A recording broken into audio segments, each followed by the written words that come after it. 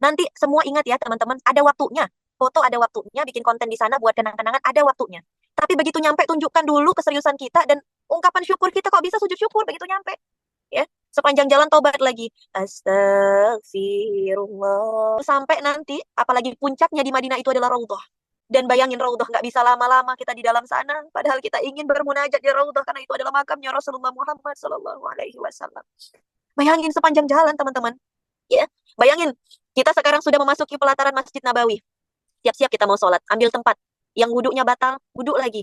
Ingat ya, hati-hati. Jangan hanya karena gamis kita tidak akan rapi, makeup kita luntur, akhirnya kita tidak mau memperbarui wudhu. Hati-hati. Ini banyak kejadian. Udah kemarin bawa jamaah umrah, banyak sekali yang nggak mau memperbaharui wudhu. Wudhu lagi, wudhu terus. Betapa besar itu kenikmatan kita wudhu di air sana. Beda air sana sama air sini. Airnya suci di sana. Minum air zam-zam setiap hari kan gitu. Wudhu, perbarui wudhu. Siap-siap masuk, ambil tempat. Di dalam alhamdulillah, di luar wasyukurilah, nggak ada jadi masalah, nggak perlu jadi kotor hati. Ya ingat, jangan sampai di dalam kita seneng banget jadi ria, di luar kita sedih banget karena merasa dihina. Nggak, di dalam atau di luar sama saja kemuliaannya. Ya ini banyak kejadian. Aduh sedih banget, aku nggak dapat di dalam, nggak ada, sama aja, sama aja. Di luar, di dalam sama. Tanda orang berhasil bukan tanda di luar atau di dalam. Yang paling khusyuk, yang paling ikhlas sama Allah. Ya, ambil posisi tempat, bayangin kita sudah di Masjid Nabawi, siap-siap mau sholat. Ya, istighfar dulu, astagfirullahaladzim, astagfirullahaladzim, astagfirullahaladzim. Kemudian kita niat sholat. Misalnya ini sholat, kita mau sholat duha dulu ya.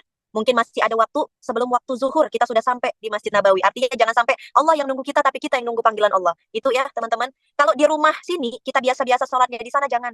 Tunjukin ya Allah aku serius banget. Aku seneng banget bisa sampai rumahmu. Jadi belum engkau panggil aku sudah datang. Ya, Yuda sampaikan kepada semua jamaah, ya Rob belum engkau panggil aku sudah datang. Gitu. Jadi sambil nunggu azan zuhur kita sholat duha dulu. Ya niat sholat duha. Kemudian fokus Allah Maha melihat dan kita sholat. Kita harus tahu arti dari setiap gerakan sholat agar sholatnya terasa nikmat. Ya, Bismillah. Allahu Akbar. Wah nangis. Allahu Akbar. Allah Maha besar. Saya kecil. Saya sampai ke sini bukan karena kehebatan saya, tapi saya sampai sini karena Engkau yang Maha besar. Bukan karena kemuliaan saya, tapi karena kemuliaan Engkau yang Maha besar. Terus tuh. Bismillahirrahmanirrahim. Dengan menyebut nama Allah yang Maha Pengasih lagi Maha Penyayang. Ya Allah, Engkau Maha Pengasih, betapa banyak kasih sayang Engkau berikan kepadaku ya Allah. Dan Engkau Maha Penyayang ya Allah. Bukti bahwa Engkau mencintai dan menyayangiku. Engkau bawa aku ke sini ya Allah. Makin nangis. Baru Bismillahirrahmanirrahim. Alhamdulillahi Rabbil Alamin. Segala puji hanya milikmu ya Allah.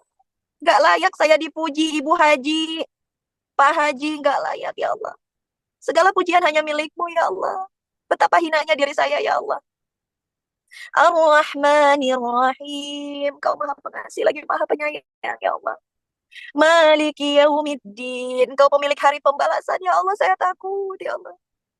Jika ini adalah umroh terakhir saya ya Allah. Jika ini adalah haji terakhir saya ya Allah. Saya takut ya Allah dengan alam setelah kematian ya Allah. Makin nangis itu ibu-ibu. Makin nangis pasti. Sholatnya akan menjadi sholat berbeda dengan sholat-sholat biasanya. Dan seterusnya. Ihdinas siratal mustaqim. Ya Allah tunjuki jalan yang lurus. Jangan biarkan saya jalan sendiri. Dan pada hakikatnya nggak ada yang kita benar-benar sendiri, teman-teman. Yunda selalu bilang ke semua jamaah, Bu, yang berangkat sendiri umroh, jangan pernah merasa sendiri ya, Bu. Karena ada Allah yang membersamai. Apa bentuknya Teh Yunda Allah membersamai? Ihdinas siratal mustaqim. Ibu yang manggil Allah tuh. Ya Allah tunjuki jalan yang lurus. Allah kalau diminta pasti ada. Tanpa diminta pun Allah ada, apalagi kita minta. Pasti Allah bersamai. Kalau Allah bersamai, Allah tunjuki jalan-jalannya. Kamu begini ya, kamu bangun ya, kamu jalan ya, kamu wudhu ya, jangan melipir belanja dulu ya, terus jalan ke masjid ya, terus baca Quran ya. Itu kamu yang minta. Ihdinas siratal mustaqim. Siratal ladzina an'amta alaihim ghairil maghdubi alaihim waladdallin. Bukan jalan orang-orang yang sesat lagi engkau murkai ya Allah. Akan menjadi sholat yang berbeda baru hari pertama. Dan nanti ujiannya adalah hari-hari berikutnya. Apakah feel-nya masih tetap sama? Ya kan? Apakah feel hari pertama masih tetap bisa dipertahankan? Itu ujian kita. Terus terang teman-teman, umroh pertama Yunda itu, aduh, kayaknya mata udah bengkak-bengkak karena memang kayak yang merasa itu kayak, ya Allah saya teh nggak pantas diundang ke sini. Kalau dilihat dari dosa, kalau dilihat dari amal, saya teh nggak pantas sejujurnya diundang. Tapi kalau Allah sudah mau mengundang, terserah Allah. Pendosa diundang terus terang. Pendosa diundang, orang soleh diundang. Bukti Allah sayang sama kita semuanya. Bukan hanya yang soleh yang diundang teman-teman, pendosa pun diundang. Supaya Allah berharap pulang dari situ, dia jadi hamba yang lebih taat kepada Allah Subhanahu wa Ta'ala. Jadi yang pertama, niatnya diluruskan. Ya. Yang kedua, belajar. agar tahu bagaimana ilmunya nanti di sana agar bisa khusyuk. Niat yang bagus, kemudian punya ilmunya. Nah, itu dia. Kalau pengen meraih haji yang mabrur, niatnya karena Allah. Dua, ada ilmu yang bisa diamalkan di sana, sehingga ibadah terasa nikmat. Kita nggak akan ngerasa bosan di sana. Ada orang bosan akhirnya bikin konten. Ya kan? Kenapa bisa bosan di tempat senikmat itu? Karena kita nggak punya ilmu. Maka hayu, kita ilmui bersama. Ya kan? Sholat tuh, bayangin. Habis sholat teman-teman ngapain? Sambil nunggu azan zuhur. Bayangin ya, lagi di Masjid Nabawi ngapain lagi? Harus punya ini ya, apa list. Kita mau ngapain aja selama kita umroh, mau ngapain aja selama kita haji gitu. Harus punya listnya di luar daripada itinerary daripada travel yang sudah dijalankan gitu. Jadi kita punya list pribadi sendiri.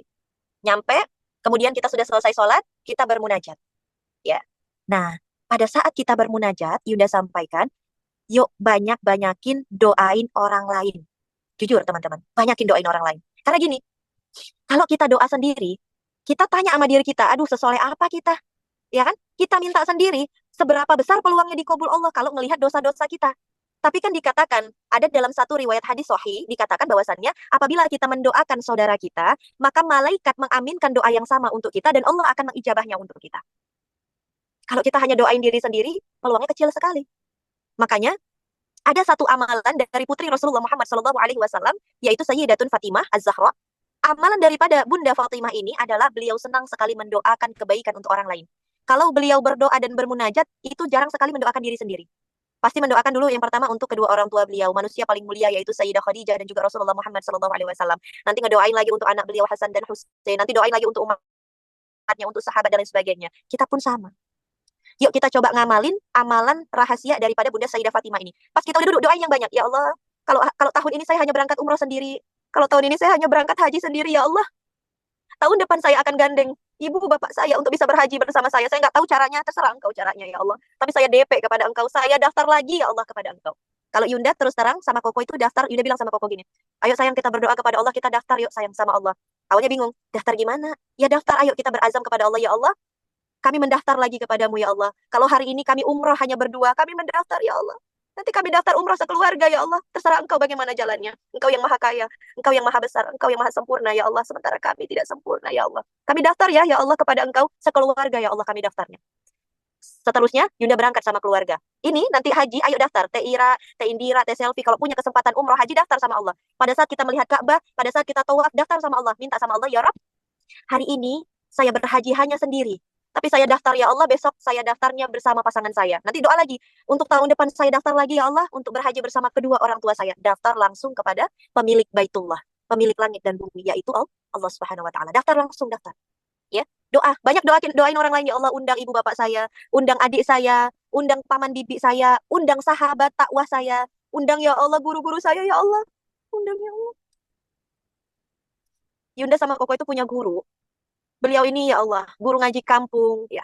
Beliau sudah daftar haji reguler, tapi malah muridnya yang banyak dosa ini yang duluan dipanggil kan kayak gak tahu diri gitu. Sementara kalau pengen kita coba berangkatin juga tabungan kita belum cukup. Akhirnya Yunda bertekad sama Koko, Bu ya, nanti khususan kepada Ustadz Samsam Nur Hidayat, pada saat kita nanti sudah sampai di sana dan melaksanakan rukun haji, kita khususan doain beliau, guru kita, ya Allah, berangkatkanlah guru-guru kami, ya Allah. Beliaulah yang menjadi jalan cahaya bagi kami, ya Allah. Kami hina, ya Allah, mengapa diberangkatkan di luar terlebih daripada guru-guru kami, ya Allah. Doain guru-guru kita yang menjadi jalan ilmu, jalan kita mengenal Rob kita, doain. Jadi itu nggak akan sempat megang HP, itu nggak akan sempat teman-teman.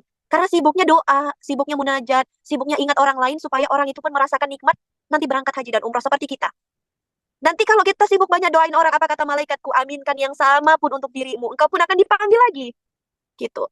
Ya, jadi nggak usah sibuk, aku minta apa ya? Boleh.